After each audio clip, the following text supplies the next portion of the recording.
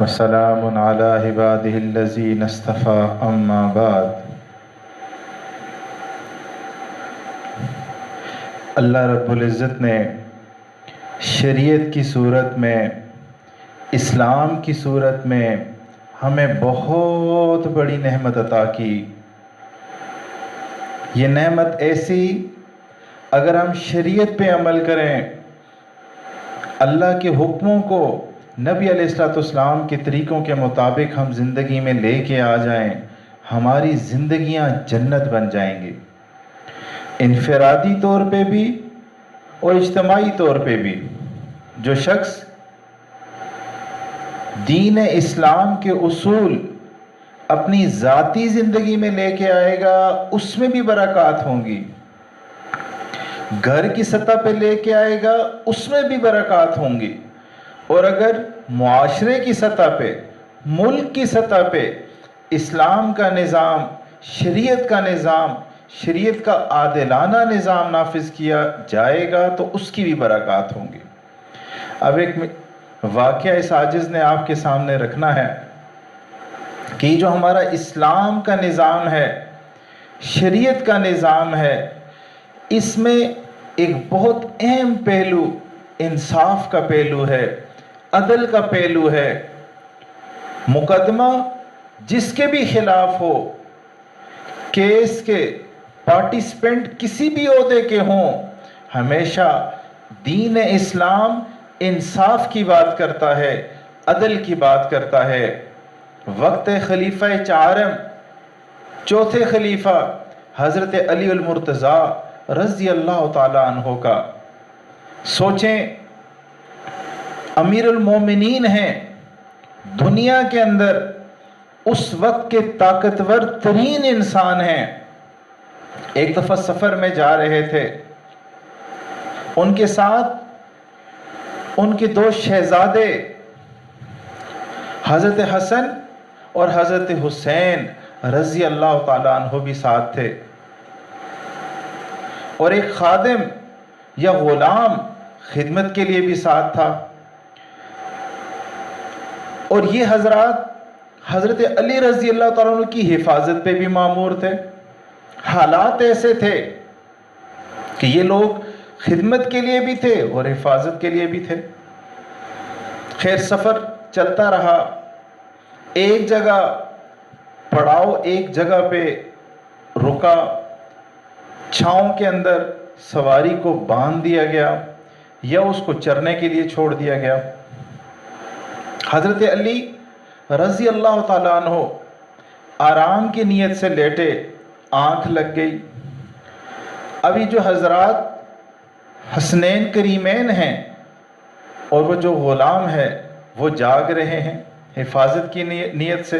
کچھ حالات سیاسی ایسے تھے، ماحول ایسا تھا، تو وہ اپنے والد گرامی کی حفاظت پہ مامور تھے۔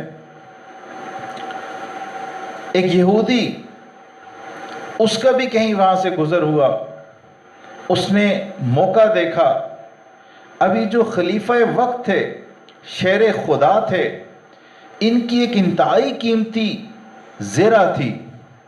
زرہ یہ ایک جنگی لباس ہوتا تھا لوہے کا، جب جنگیں ہوتی تھیں تو وہ لباس پہنا جاتا تھا، اور وہ انتہائی قیمتی زرہ تھی۔ اب وقت کے خلیفہ کے پاس تھی، شیر خدا کے پاس تھی، تو وہ کتنی قیمتی چیز ہوگی۔ اب وہ بھی اتار کے حضرت علی رضی اللہ تعالیٰ نے پاس رکھ دی۔ اب اس یہودی نے موقع دیکھا، اور موقع دیکھ کے ایک وقت اس کو محسوس ہوا کہ میں یہ زرہ اٹھا سکتا ہوں۔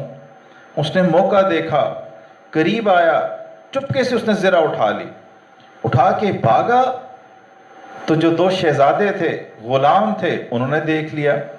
اب انہوں نے کوشش کی اس کو پکڑا جائے، انہوں نے کوشش بھی کی، بندے کو بھی پہچان لیا، لیکن حالات ایسے تھے کہ وہ اپنے والد صاحب کو اکیلا چھوڑ کے جانا نہیں چاہتے تھے دور، تو وہ یہودی بھاگ گیا، وہ زرہ لے کے بھاگ گیا۔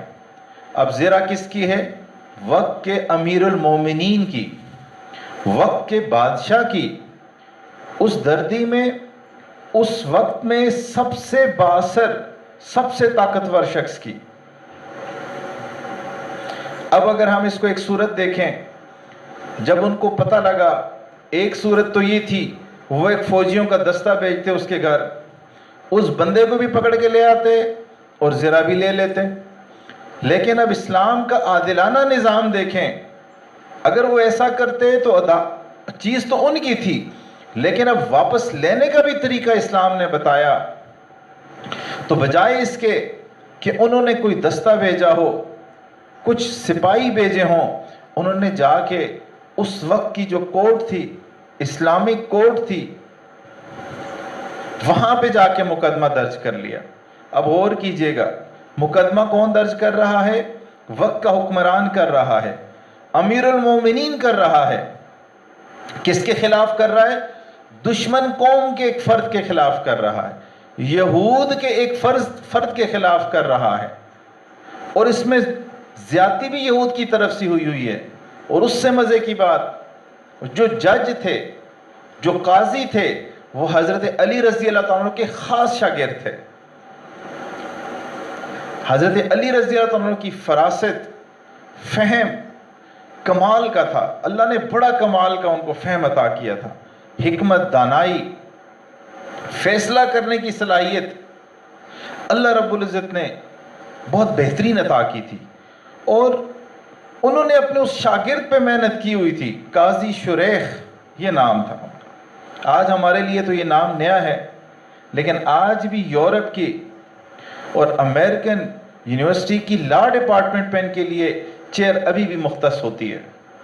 اتنے ویلیویبل، اتنے نالجبل بندے، عدالتی سسٹم میں فیصلہ کرنے کے لیے جو صلاحیتوں کی ضرورت ہوتی ہے، اس میں اللہ رب العزت نے ان کو کمال درجے پہ پہنچایا تھا.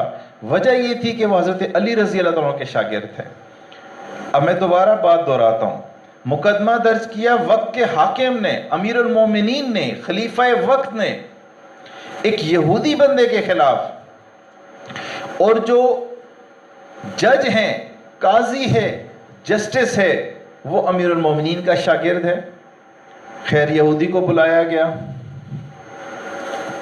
زرہ بھی لائی گئی، مقدمہ شروع ہوا. اب اسلامی نظام کے اندر، اسلامی شریعت کے اندر جو بندہ دعویٰ کرتا ہے وہ گواہ پیش کرتا ہے. اب قاضی نے مقدمہ سنا، چونکہ دعویٰ حضرت علی رضی اللہ تعالیٰ عنہ کی طرف سے تھا، لہٰذا ان کو کہا گیا آپ اپنے گواہ پیش کریں.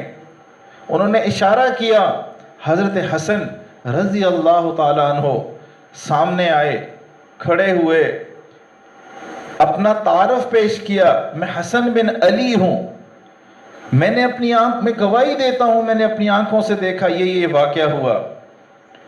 یہ گواہی لکھ لی گئی. لکھنے کے بعد قاضی شریح نے فرمایا بھائی اسلامی شریعت کے نظام میں بیٹے کی گواہی والد کے حق میں قبول نہیں ہوتی، لہٰذا آپ کی گواہی قبول نہیں ہوگی. پھر حضرت علی رضی اللہ عنہ سے پوچھا اور کوئی گواہ؟ انہوں نے حضرت حسین رضی اللہ عنہ کو کھڑا کیا. ابھی انہوں نے تعارف ہی کروایا تھا، قاضی نے ان کو روک دیا کہ آپ بھی ان کے صاحبزادے ہیں، آپ کی بھی گواہی قبول نہیں ہوگی، عدالت کا وقت ضائع نہ کیا جائے. اب تیسرے درجے میں غلام اٹھا.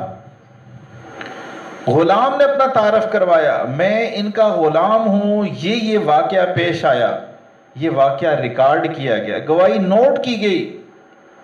پھر قاضی نے کہا بھائی اسلامک سسٹم کے اندر، شریعت کے اندر غلام کی گواہی آقا کے لیے قبول نہیں کی جائے گی. اب اور تو گواہی تھی کوئی نہیں. اب جو دعویٰ کرتا ہے وہ گواہی دیتا ہے. اگر وہ اپنے گواہ لے کے آتا ہے، گواہ نہ لا سکے تو جس کے خلاف مقدمہ پیش ہوتا ہے اس کا موقف لیا جاتا ہے، پھر اس سے قسم لی جاتی ہے. اب وہ قاضی متوجہ ہوئے اس یہودی کی طرف، ہاں بھائی تمہارا کیا موقف ہے؟ اس نے کہا یہ زرہ میری ہے. قاضی نے کہا قسم اٹھا لیں. اب یہود تھا، قسموں کی عادت تھی، جھوٹی قسموں کی. پہلے اگر 99 تھے تو ایک اور قسم اٹھائی، سینچری مکمل ہو گئی. اس نے قسم اٹھا لی یہ زرہ میری ہے. قاضی نے فیصلہ کر دیا کہ بھائی یہ ذرا اس یہودی کی ہے. اب غور کیجئے گا، مقدمہ وقت کا طاقتور ترین شخص کر رہا ہے، مقابلے پہ یہودی ہے، اور فیصلہ کرنے والا جس نے مقدمہ دائر کیا اس کا شاگرد خاص ہے. فیصلہ ہو گیا، یہودی نے زرہ اٹھائی، باہر چلا گیا، باہر نکل گیا. جب عدالت برخاست ہو گئی، قاضی شریح اٹھے، آئے حضرت علی کے پاس کہ حضرت سلام دعا کی. وہ تو استاذ تھے، ان کے وقت کے امیر المومنین تھے. تو حضرت علی رضی اللہ عنہ نے فرمایا شریح تم نے آج انصاف نہیں کیا، اگر آئندہ میں نے ایسا معاملہ دیکھا تو میں تمہیں یہاں سے اس عہدے سے ڈسمس کر دوں گا. اب قاضی شریح پریشان ہو گئے، کہا حضرت آپ اسے تو ہم نے سیکھا ہے، آپ مجھے بتا دیں جو میں نے غلطی کی ہے، آئندہ میں اس میں احتیاط کروں. تو حضرت علی رضی اللہ عنہ نے فرمایا دیکھو جب تم نے مجھے بلایا میں اس مقدمے کا فریق تھا، آپ نے مجھے میرے نام کے بجائے ابو تراب کے نام سے کنیت سے پکارا. عربوں کے ہاں یہ دستور ہے، جس کو عزت دی جاتی ہے اس کو کنیت سے پکارا جاتا ہے. آپ نے مجھے عزت دی، ابو تراب کے نام سے مجھے پکارا، لیکن جب میرا مقابل تھا اس کو اس کے نام کے ساتھ پکارا. آپ نے یہاں انصاف نہیں کیا، آپ کو دونوں کو کنیت سے پکارنا چاہیے تھا یا دونوں کو ناموں سے پکارنا چاہیے تھا. اب غور کریں اسلامک جسٹس سسٹم کیسا ہے، کتنا عادلانہ نظام ہے. اب حضرت علی اس جگہ سے باہر نکلے، آپ سمجھ لیں عدالت سے باہر نکلے، قاضی کے دفتر سے باہر نکلے، آگے وہ یہودی اسی طرح کھڑا ہے. حضرت علی نے اس یہودی کو مخاطب کر کے کہا بھائی تو جاتا کیوں نہیں، اب تو یہ زرہ تمہاری ہو گئی، کیا تمہیں اب بھی ڈر ہے؟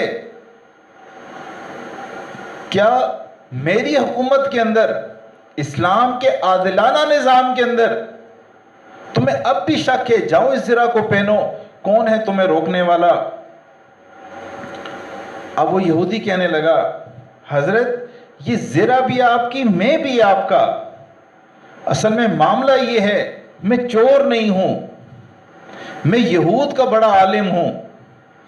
میں نے اپنی کتابوں کے اندر فلاں فلاں ٹیسٹیمن میں دیکھا تھا، فلاں صحیفوں میں دیکھا تھا، فلاں جگہ میں دیکھا تھا، خلیفہ چہارم کہ جو نبی علیہ السلام کے چوتھے خلیفہ ہوں گے، ان کی یہ نشانی لکھی ہوئی تھی کہ ان کے خلاف ان کی دشمن قوم کا ایک فرد مقدمہ درج کرے گا اور مقدمے کا فیصلہ اس دشمن قوم کے حق میں ہو جائے گا.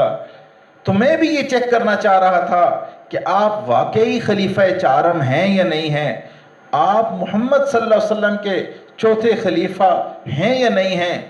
تو میں نے جان بوجھ کے آپ کے ساتھ سفر کیا، موقع دیکھ کے میں نے زرہ اٹھائی. آپ مہربانی کر کے مجھے کلمہ پڑھا دیجئے. آپ یقین مانیے اسلام کا عادلانہ نظام جہاں پہ نافذ ہو جاتا ہے وہاں امن و امان ہو جاتا ہے، وہاں برکات ہو جاتی ہیں، اللہ کی رحمت ہی رحمت ہوتی ہے. آج معاملہ یہ ہے کہ ایک مخصوص لابیز، مخصوص لوگ مخصوص ایجنڈے کے تحت اسلام کے خلاف باتیں کر رہے ہوتے ہیں، اسلام کے عادلانہ نظام کے بارے میں باتیں کر کے غلط فہمیاں ڈال رہے ہوتے ہیں. کاش کہ ہمارے ملک کے اندر یا ہمارے ہاں اسلامک نظام ہوتا، شریعت کا نظام ہوتا تو ہم اپنی آنکھوں کے ساتھ اس کی برکات دیکھتے. اللہ رب العزت سے دعا ہے اللہ تعالی ہمیں شریعت کا معطر نظام، عادلانہ نظام عطا فرمائیں. وآخر دعوانا الحمدللہ رب العالمین. توبہ کی نیت کر لیتے ہیں، میں بھی توبہ کی نیت کرتا ہوں، آپ بھی کر لیں. توبہ کے کلمات پڑھ لیتے ہیں. مستورات مناسب آواز میں پڑھیں کہ باہر آواز نہ آئے.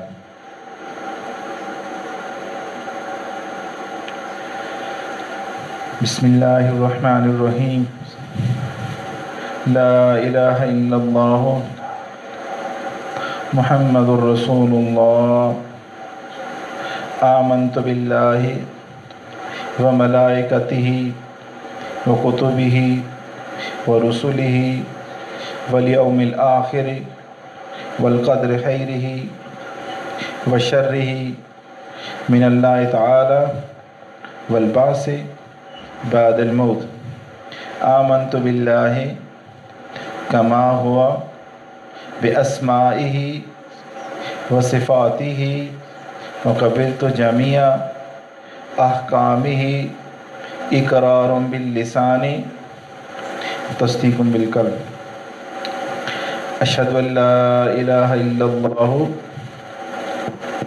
व अशहदु अन्ना मुहम्मदन अब्दुहु व रसूलुहु। अस्तग़फिरुल्लाह रब्बी मिन कुल्लि ज़ंबिन व अतूबु इलैहि। अस्तग़फिरुल्लाह रब्बी मिन कुल्लि ज़ंबिन व अतूबु इलैहि। अस्तग़फिरुल्लाह रब्बी मिन कुल्लि ज़ंबिन व अतूबु इलैहि बिरहमतिका या अरहमर राहिमीन। ये कलिमात पढ़ने से हम तौबा ताइब हो गए। कुछ अमाल हम करेंगे तो इंशाअल्लाह हम तौबा पे कायम भी रहेंगे। अल्लाह ताला हमारे साथ आफ़ियत वाला मामला फरमाएंगे।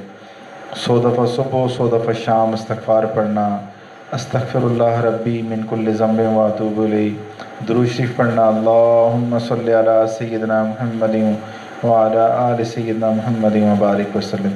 100 दफ़ा सुबह 100 दफ़ा शाम तिलावत कुरान मजीद करना। रोज़ाना एक पारा हो बहुत अच्छा, नहीं तो कुछ ना कुछ तिलावत ज़रूर की जाए। चौथा काम, हाथ से काम काज करें, दिल अल्लाह रब्बुल इज़्ज़त की याद की तरफ लगा रहे। पाँचवा, मुराकबा या ज़िक्र खफ़ी, ये बड़ा अहम काम है, ये एंटीबायोटिक है। 4 मामूलात हैं, ये सबक होता है।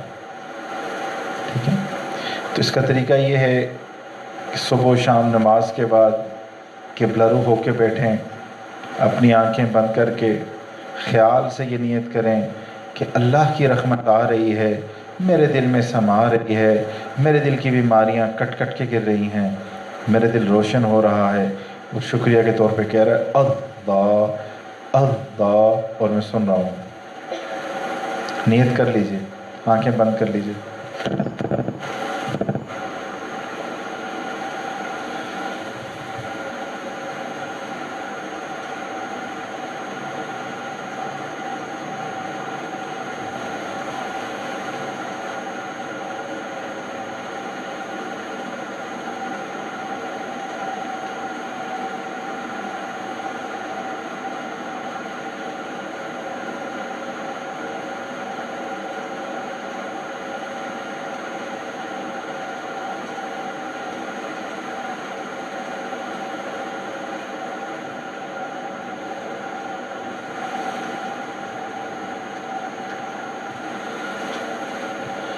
मेरा दिल मचल रहा है तेरी याद में इलाही, तेरे नाम ने तो दिल में एक आग है लगाई।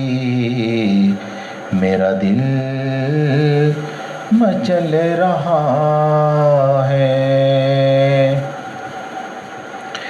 तेरा दर तो तेरा दर है, तेरे दर के एक गदा ने दुनिया दो की अज़मत मेरे दिल से है मिटाई। मेरा दिल मचल रहा है, तेरे हुस्न पर मैं कुर्बान, तेरी नीम से निगाह ने मेरे उजड़े दिल की बस्ती एक पल में है बसाई। मेरा दिल मचल रहा है।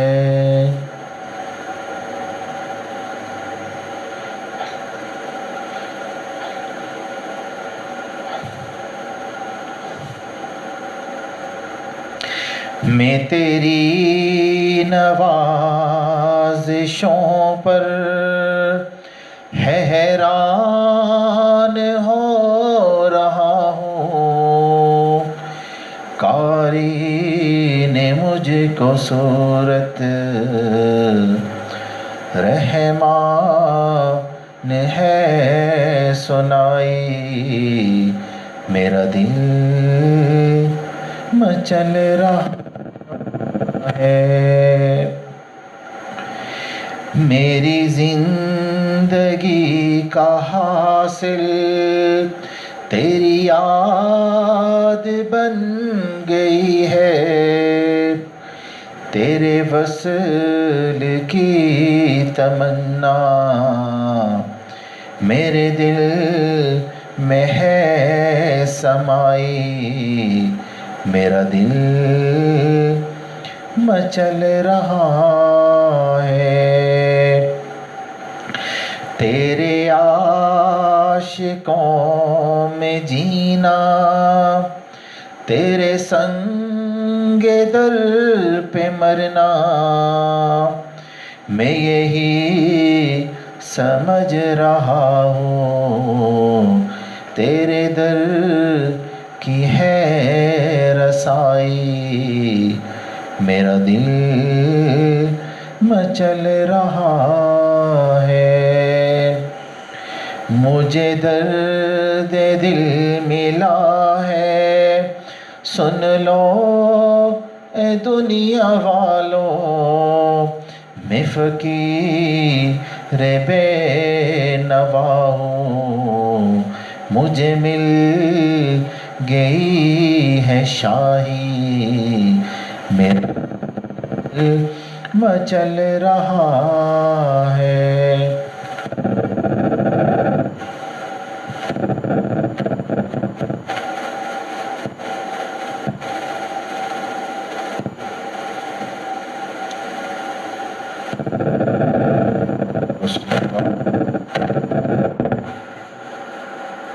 सुब्हान रब्बियल अअ्ला वहाब।